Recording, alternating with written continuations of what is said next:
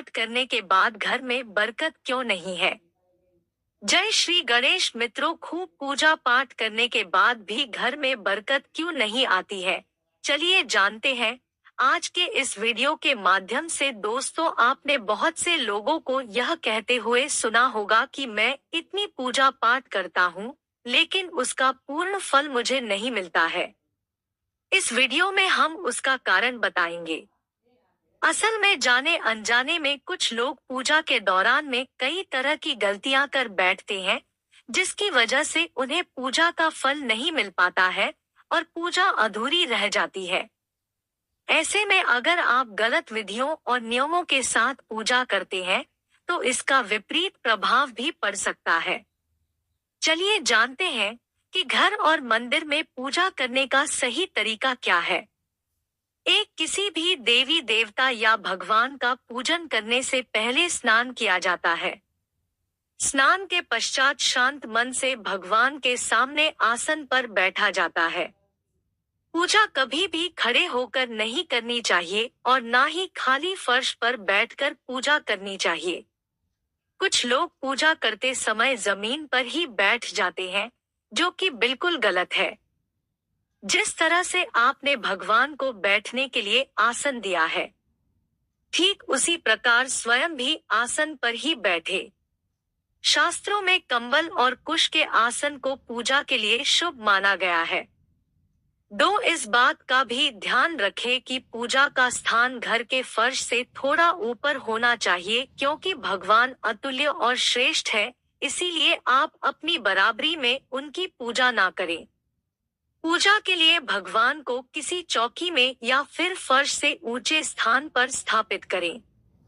इसके अलावा पूजा घर में देवी देवताओं की मूर्तियों को कभी भी दीवार से सटाकर नहीं रखना चाहिए।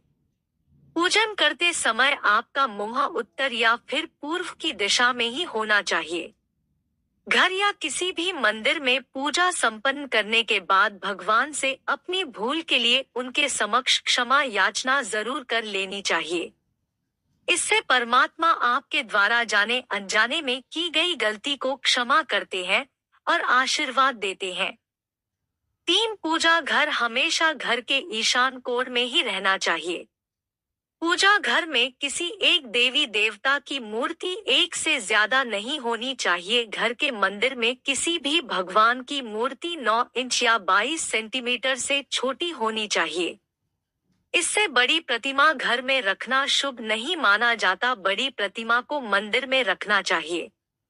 अपने बेडरूम में कभी भी पूजा घर स्थापित ना करें और रात्रि के समय अपने पूजा घर को पर्दे से ढक कर रखें और पूजा घर में काम में आने वाली सभी चीजें जैसे शंख, घंटी, प्रसाद के बर्तन, दीपक, शिवलिंग, जनेऊ और भगवान शालिग्राम को साफ सुथरे कपड़े ऊपर रखना चाहिए।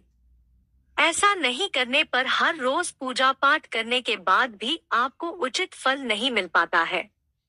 4 शास्त्रों में उल्लेख है कि घर या मंदिर कहीं पर भी यदि आप सूर्यास्त के बाद रात के समय पूजा करते हैं, तो इस समय ना तो शंख बजाना चाहिए और ना ही घंटी बजानी चाहिए। ऐसा माना जाता है कि सूर्यास्त के बाद देवी देवता शयन के लिए चले जाते हैं और ऐसे में उन्हें जगाना सही नहीं माना जाता। इसीलिए इस बात का सदैव ध्यान रखें कि सूर्यास्त के बाद घंटी और शंख बिल्कुल ना बजाएं।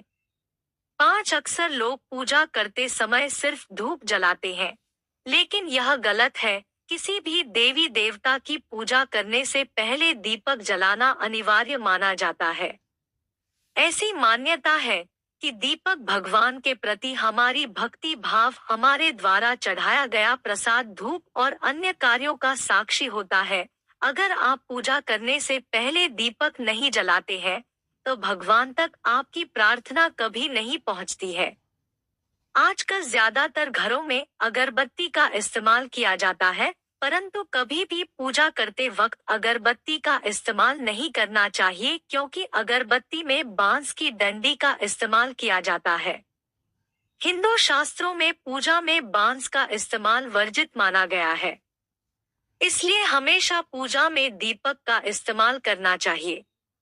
6 अपने मंदिर या पूजा घर में कभी भी नग्न मूर्तियां ना रखें।